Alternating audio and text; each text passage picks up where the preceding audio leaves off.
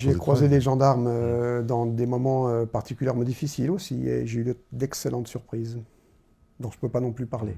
D'accord.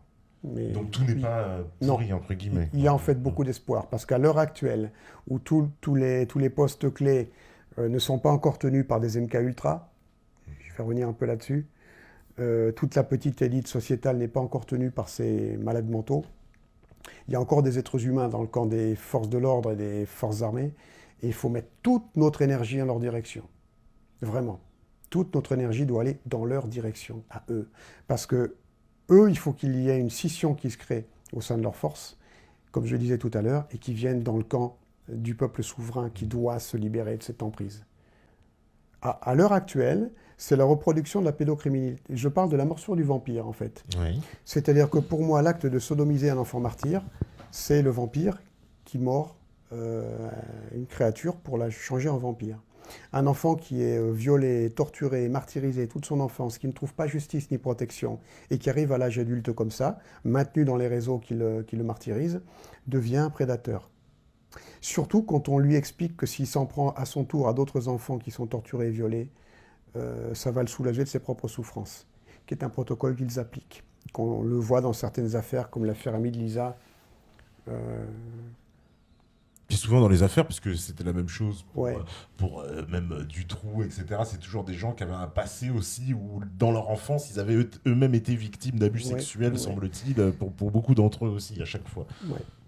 Donc ça... C'est quelque chose de récurrent, et donc c'est pour ça que je lui dis qu'il y a quelque chose de différent pour les gens qui sont placés à la petite élite sociétale. Ouais. Eux, ils sont sélectionnés déjà par la franc-maçonnerie, ou la Rose-Croix, mais c'est la franc-maçonnerie qui a le plus de pouvoir, je dirais.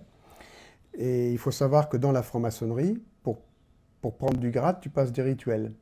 Alors cette petite pyramide, elle est à superposer avec la pyramide de ta carrière.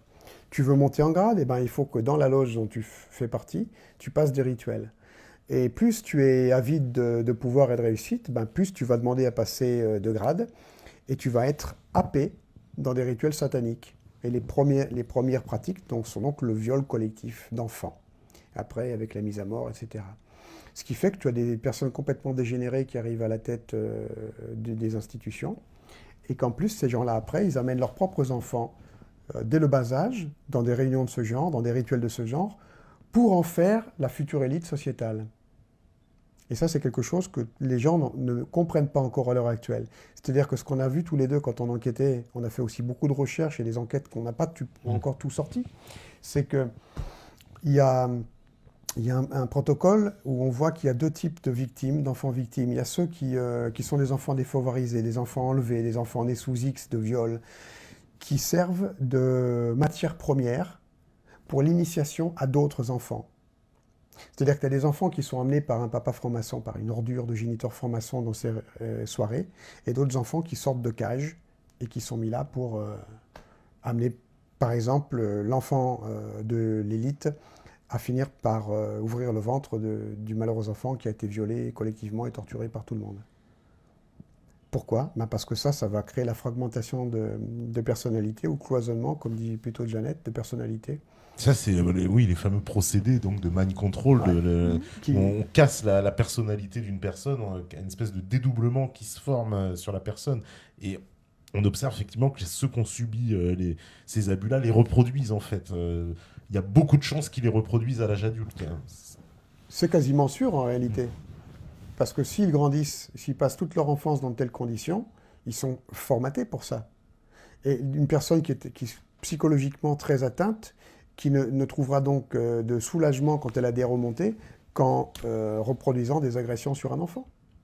Parce que dans la mémoire de la petite enfance, il y a ah oui, j'ai été violé, j'ai été torturé, et les violences ont cessé que quand j'ai accepté de prendre le couteau et que j'ai égorgé un autre enfant.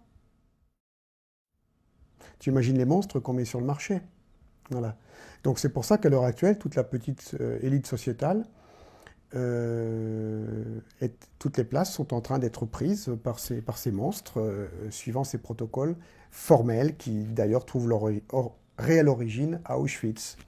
Oui, alors, si tu peux nous en dire un mot, parce que Auschwitz aurait été un centre d'expérimentation sur ces techniques de contrôle mental. C'est-à-dire, fait. on sait que bon, il y avait le fameux docteur Mengele qui a participé à pas mal d'expérimentations sur ces problématiques.